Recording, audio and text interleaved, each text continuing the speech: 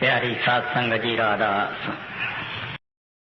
ऐसे कर्मों के घनघोर बादल आते हैं कि सत्संगी घबरा जाता है और यहां तक वो इस पॉइंट पर आ जाता है, गुरु क्या कर रहा है, गुरु क्यों खामोश है, गुरु क्यों नहीं मदद करता है, इतना अरसा ऐसी तकलीफ और अभी नहीं उतरती है, अभी नहीं जान छोड़ती है। इसको समझाने के लिए मौलाना रूम ने एक कहानी लिखी है कि एक आदमी था, पैदल चल रहा था, गर्मी का मौसम था, जंगल से निकला, बहुत थका हुआ था, एक छायादार पेड़ देख करके लेट गया। कुछ ऐसे लोग भी होते हैं जो सोते हैं, उनका मुंह खुला रह जाता है। अब वहां जंगल के अंदर एक छोटा सा सांप था, घूमता घूमता उसके मुंह के अंदर चला गया और पेट में चला गया।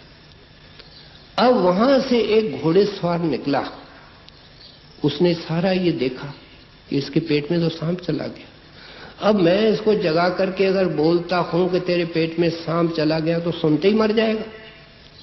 इसकी मदद करनी चाहिए। कैसे मदद की जाए सोच सोच करके क्या करता है कि उसको चाबुक मारना शुरू करता है। जाग पड़ता है, कहते हैं भाई मैंने तेरा क्या बिगाड़ा?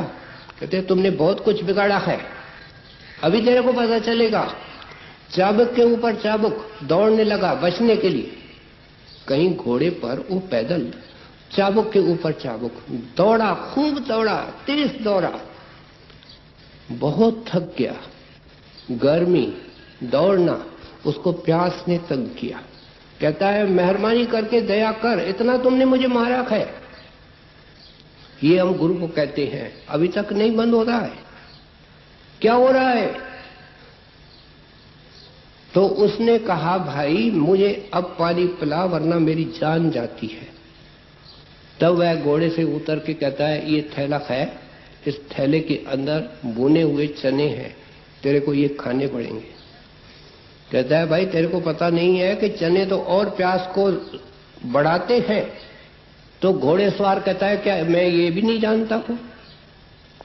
तू अकल रखने वाला है, जो छोले खिलाने वाला है उसमें अकल नहीं। ये हम गुरु को कदम कदम पे राय देते हैं, महाराज ऐसे क्यों नहीं करते, जैसे वो जानते ही नहीं है। छोले खाने पड़ेंगे, चाबुक बंद नहीं होंगे, दौड़ना बंद नहीं होगा। मजबूरन होकर के खाया और दौड़ाया। कहेंगे अब तो पानी पिलाओ, अगर पिलाना है वरना यहीं खत्म हो जाऊंगा।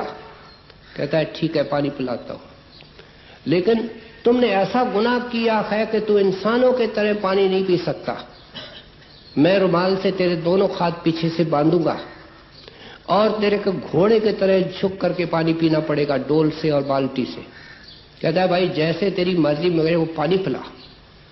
वो डोल भर करके लाया। अब सांप जो अंदर दौड़ने के कारण, चने के कारण, प्यास के कारण खुद प्यासा हो चुका था, जब उसको पानी की खुशबू आई मुंह से उछल करके आकर के बाल्टी में पड़ा। अब उसकी क्या हालत हुई होगी हम सोच सकते हैं। उसके पास केवल शुक्र के आंसू होंगे। फिर वो घोड़े सवार कहने लगा अब पता चला क्यों दौड़ाया, अब पता चला क्यों तेरे को चने खिलाए, अब पता चला कि तेरे हाथ क्यों बांधे, अब तेरे को पता चला कि मैंने डोल से तेरे को क्यों पानी पिलाया। कहते हैं सत्संगी जो हो रहा है तेरे भले के लिए हो रहा है। राधा स्वामी रक्षक जीव के, जीव न जाने भेद। कहते तू तो बुद्धू है, तू तो अज्ञानी है, तू बैठा ही अज्ञान के दायरे के अंदर है, वो सुजान है, सब कुछ समझता है। एक नुक्ते पर लाना चाहते भाणा, जब तक ये भाणे के अंदर सत्संगी नहीं आएगा कभी इसका परमार्थ फलदायक नहीं होगा। स्वामी जी महाराज ने हमारी जो आम शिकायत हमारे अंदर जो सत्संगी की निकलती है उसकी तर्जमानी की है और तर्जमानी करके हमको अच्छी तरह समझा दिया है कि ये शिकायत कैसे दूर हो सकती है।